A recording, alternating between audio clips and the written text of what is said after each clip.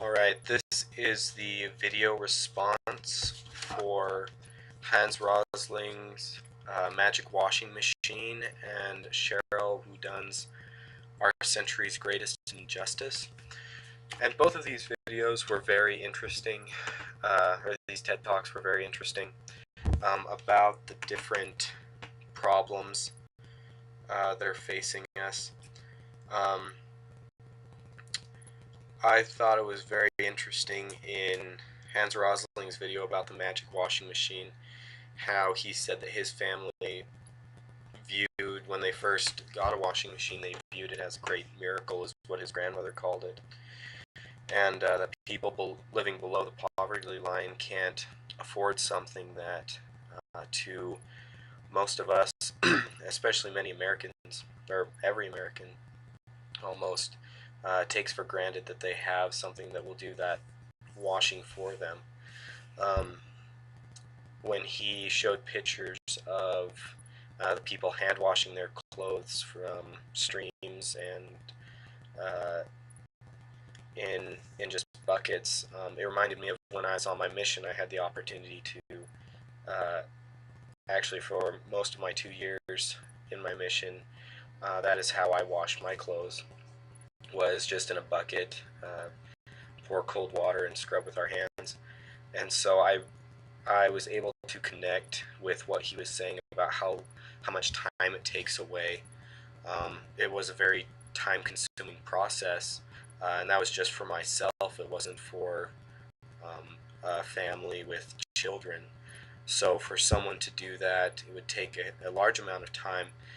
And I found it interesting that he said, that the washing machine provided his family with books, and that was because of the amount of time it saved.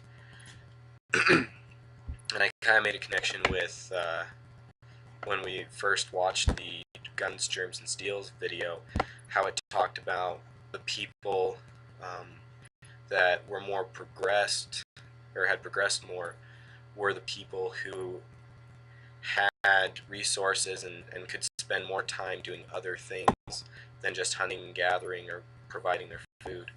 So this was in the same way. If people who have washing machines, they don't have to spend time washing their clothes, so they have more time to go to the library, more time to learn and gain an education, which leads us into what Cheryl Woodunn was talking about. Her TED Talk was a very enlightening one. Her central message, or her central challenge that she talked about, was specifically gender inequality, I should say. How girls in a lot of different countries around the world are still being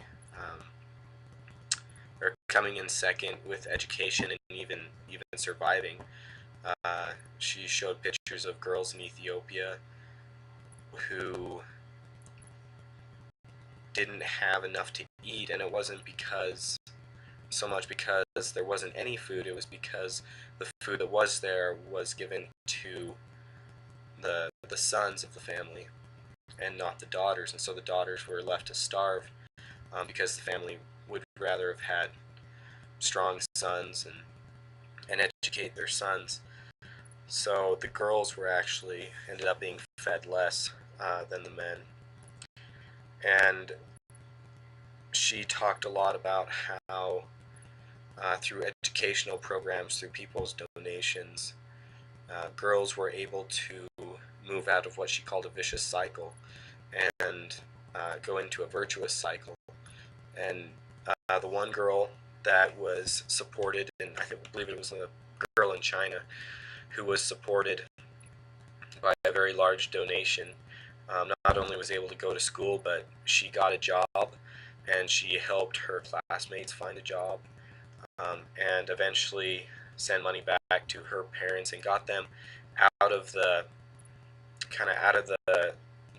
living with a pig to a house that had electricity, running water, and there wasn't a pig. And even she said the whole town did better because this person was able to go out, get educated. Same with the person in Uganda. She was able to get educated and be a benefit to society. And I think that